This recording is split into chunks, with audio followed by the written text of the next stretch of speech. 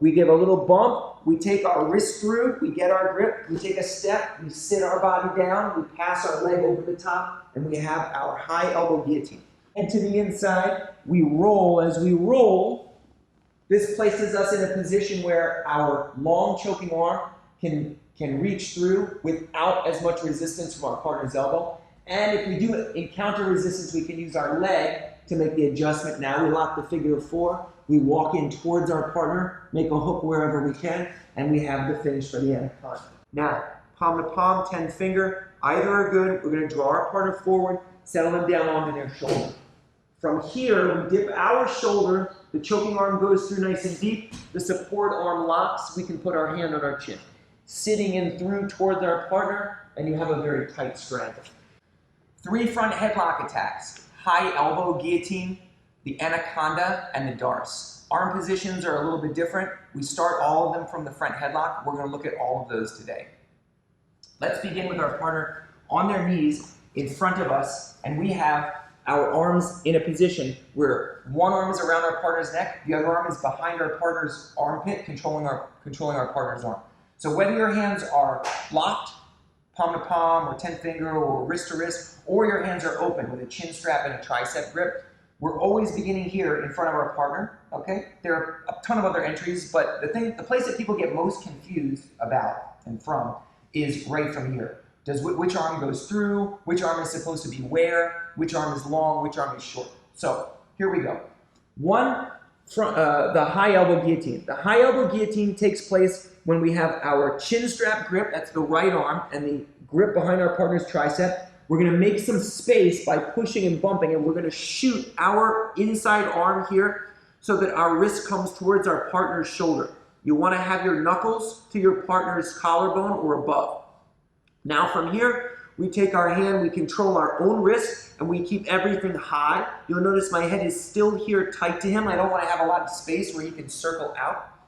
From this position, we're going to close this distance. So after we make a little space to get the grip, we take a big step over. The high elbow is so called because the elbow comes up and flares so that our forearm goes over our partner's shoulder like this. This prevents our partner from taking his right arm over our shoulder, go ahead, and looking to defend from here and start to circle his head. Come on back down.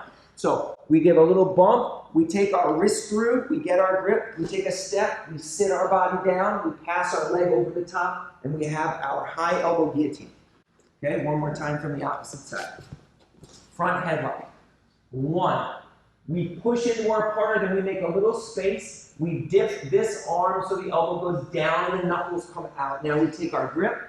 Look how the elbow comes high here. We flare it. To do this, you're going to loosen your shoulder. Okay, if your shoulder's too tight, you won't be able to do it. You're going to loosen your shoulder. That's going to help to bring the whole structure through. Now we sit in towards our partner. Head stays tight. Leg rises over the top. You have your first finish.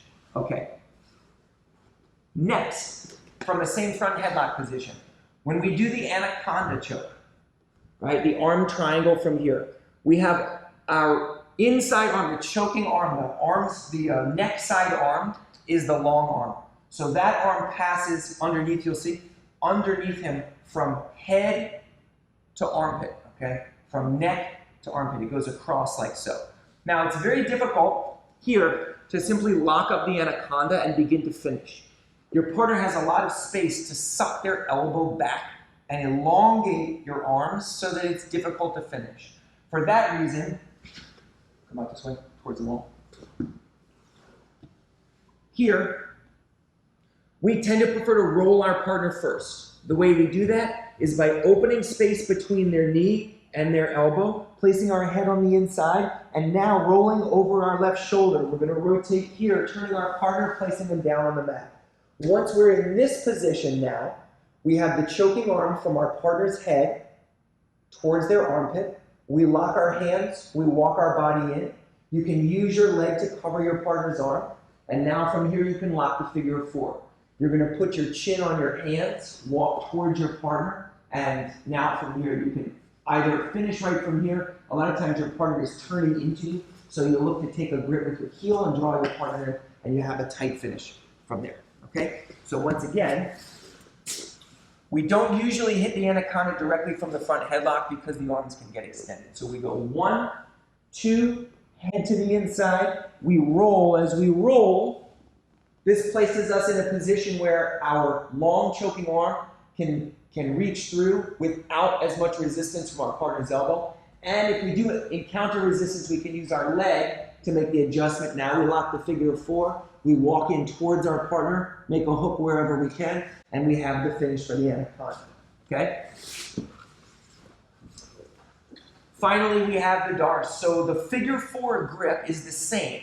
Okay? The only difference is, well, there are a couple of differences, but one difference is with the darce, rather than having the choking arm moving from our partner's head towards our arm, it moves from our partner's armpit towards their head. So that's going to require a change of angle. We can't really hit it from head on. Okay, so turtle position here, please. So this is a technique that we will hit once we create an angle. So we'll pivot off to the side, moving around behind our partner so that we're at least perpendicular to them like so. Okay, sometimes we'll be even a little bit farther behind. Now from here, we'll lock the front headlock. Sometimes you can keep your front headlock here once you have it and make your transition. Other times, you make your transition and then you lock your hands. Okay, those are both good options. Just depends on the scenario that you're in. Regardless, we have a long arm. That's this inside arm reaching from his armpit towards his shoulder. So at an angle forwards like this. Now, we dip the shoulder, we pass the arm through. We're going to lock palm to palm before we begin to lock the figure of 4. As previously with the Anaconda, we want to take our partner, put them on their shoulder. So we're going to draw our partner's head in. We're going to rotate our partner down towards the mat by levering them through. Now, we can shoot the arm nice and deep with our head nice and low, lock the figure of 4, put our chin on our own hand, and now sit through towards our partner's leg. So you can capture the leg here, and you have the darce. Okay, let's look at it again. So, 1, headlock, front headlock position. If we choose to move out towards one side and then begin to work with the locked hands, that's great. Sometimes you'll find that, especially out of a sprawl position, you'll end up behind your partner here, in which case your near arm will snake through. Now, palm to palm, 10 finger, either are good. We're going to draw our partner forward, settle them down onto their shoulder. From here, we dip our shoulder, the choking arm goes through nice and deep, the support arm locks, we can put our hand on our chin. Sitting in through towards our partner, and you have a very tight strangle. So, we have a high elbow, we have 2 figure 4 finishes. The first is the Anaconda. We use an Olympic style roll to put our partner down and finish, and then we have the darce, where we create an angle, and instead of our arm moving from our partner's head towards their armpit, it moves from their armpit towards their head, and then we have the finish. So hopefully that will help you if you're having difficulty distinguishing between those 3, finding the entries, the proper positioning. Okay? Thanks for watching.